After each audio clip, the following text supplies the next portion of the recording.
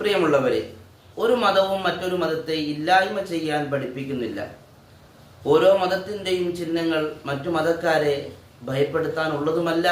അങ്ങനെ ഭയപ്പെടേണ്ട ആവശ്യകതയുമില്ല. കാരണം എല്ലാ മതങ്ങളും പഠിപ്പിക്കുന്നത് സ്നേഹവും സഹിഷ്ണുതയും സമാധാനവുമാണ്. എല്ലായ്പ്പോഴും ഗുണവാന്മാരായി നിലകൊള്ളാനും നന്മയുള്ളവരായി തീരാനും ജനങ്ങൾക്ക് ഉപകാരമുള്ളവരായി തീരാനുമാണ് എല്ലാ മതങ്ങളും ആഹ്വാനം ചെയ്യുന്നത്. ഇനി ഏതെങ്കിലും മതത്തിൽ പെടുന്നവർ, അതായത് മതചിഹ്നം ധരിച്ചവർ എന്തെങ്കിലും പുലമ്പുന്നുണ്ട് എങ്കിൽ അത് ആ മതത്തിൻ്റെ കുഴപ്പമല്ല, മറിച്ച് ആ വ്യക്തിയുടെ കുഴപ്പം മാത്രമാണ്.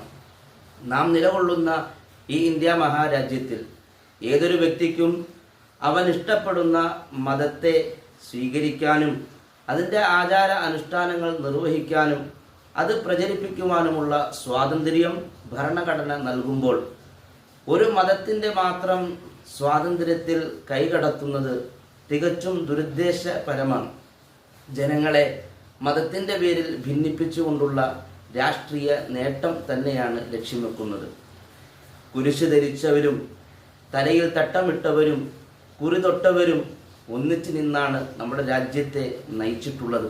അതങ്ങനെ തന്നെ നിലകൊള്ളേണ്ടതാണ്. അതിനെതിരെ വരുന്ന ദുശക്തികളെ പരാജയപ്പെടുത്തി നമ്മെയും നമ്മുടെ നാടിനെയും സംരക്ഷിക്കാൻ നമുക്ക് കഴിയണം.